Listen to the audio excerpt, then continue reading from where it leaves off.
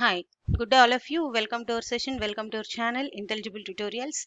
In this today's session now we are going to describe the differences between tightly coupled multiprocessors and as well as loosely coupled multiprocessors. So first we see what are the components of tightly coupled multiprocessors, then we differentiate these things with the loosely coupled multiprocessors. Okay, so this concept is there at the Linux 5th unit, Linux programming 5th unit. Okay, so first of all we see what are tightly coupled multiprocessors. Normally these are the processors that contain that can have the multiple number of the CPUs with them. Okay, they can work with multiple number of the CPUs with them. Okay. Okay, and they can have the access of central shared memory, and they can access both local memory and as well as the global memory. And physically these are considerably small and more expensive also, because multiple CPUs are connected with each other, hence these are considered as more expensive systems also. Okay, here one more thing we have to remember: the information transmission or message passing among multiple number of the CPUs is very high. Okay, there is no delay. Considerable delay is very low in the message passing in the tightly coupled systems, because all are connected to nearby. So the data rate is also very high. We can transmit very good information from one CPU to another CPU, one system to another systems very well. Okay, so two chips can be constructed on the same circuit board in the same motherboard. They are likely to be tightly coupled. Okay, we can consider them as they are tightly coupled systems. Okay, and they are more energy efficient and economically also. Most of the people, it's not even it is not economical, most of the people are considering this to use.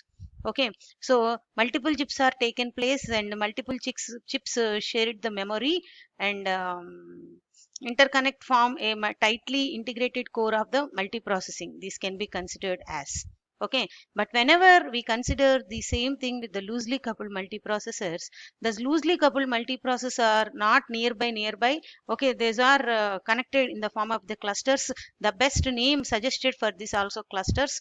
Okay, so these clusters are based on multiple standalone processors, and these are interconnected via high speed communication system, and data rate and transmission rate is also very less compared to tightly coupled multiprocessor systems here. Okay, and next these are just opposite of the tightly coupled systems.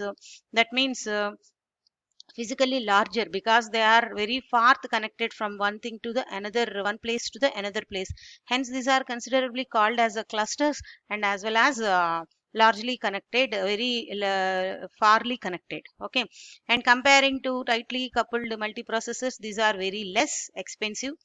And one more thing, the delay is also there. Is a delay will takes place from passing of the information from one CPU to another CPU, because this is loosely coupled. The distance from one CPU to another CPU is very low here. So here the distance is very low. So sorry, the distance is very high when compared to tightly coupled multiprocessors.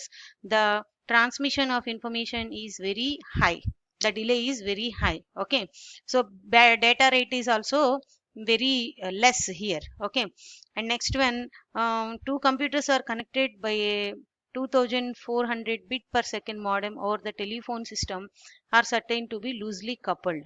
Okay, this is one example of the loosely coupled multiprocessor systems. Okay, whatever components those are using that were not necessarily used by these systems, and these are also called as the cluster systems.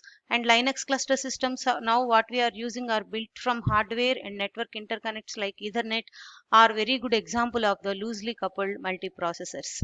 Loosely coupled multiprocessors are compared to tightly coupled multiprocessors, these are very less. The things to be remembered in the tightly coupled and loosely coupled is, see, the CPUs are tightly connected, here very farly they are connected. Okay, and data transmission rate is very high, and message delay is very less in the tightly coupled.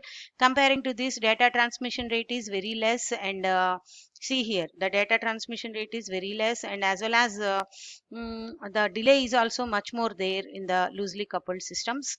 And one more thing is, it is more expensive comparing to loosely coupled. Tightly coupled is more expensive, but loosely coupled is less expensive.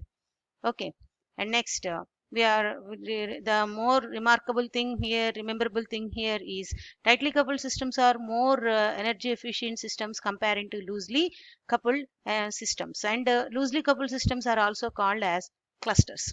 So these are the major differences between tightly coupled multiprocessors and as well as the loosely coupled multiprocessors. In the coming videos, we talk about more things regarding the Linux programming. So all of you watch all the videos and subscribe my channel Intelligible Tutorials. Thank you for watching.